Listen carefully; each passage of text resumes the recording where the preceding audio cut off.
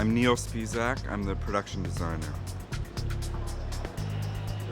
A production designer is the person who works with the director and the director of photography and the producers and the visual effects team to conceptualize and make all of the ideas that everybody has in theory become actually materialized. It's great to work with Sam because he's always very clear about what the story is and who the characters are that are within the story. And he's always very receptive to hearing what you might have to say and what might help him get to where he's going.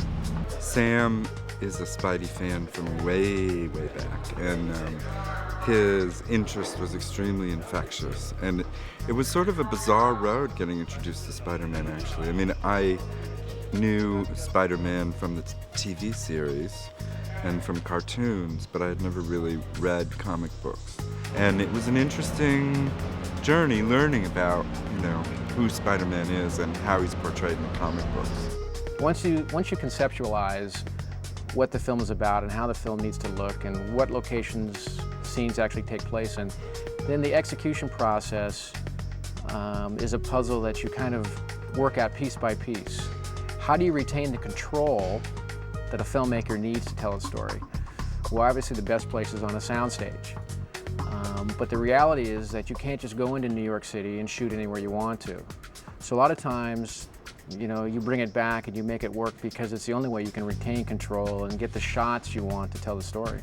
One of the design elements that I tried to incorporate into the film as a whole is a slightly overscaled and somewhat classical architecture, building tops and places that you normally aren't on buildings, closer to the upper architecture of the buildings of New York.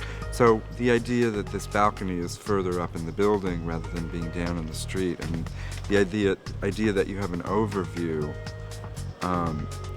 made it all the easier to incorporate the Goblin on its glider above the city and the fact that Spidey could swing in from the upper parts of the city as opposed to being in on the street. Although it's an action film and an adventure film and a fantasy film, all of those parts of this movie work because the basis for the whole story is very human. And I think it makes it all the more interesting and all the better that you believe, Spider-Man can be a part of our world.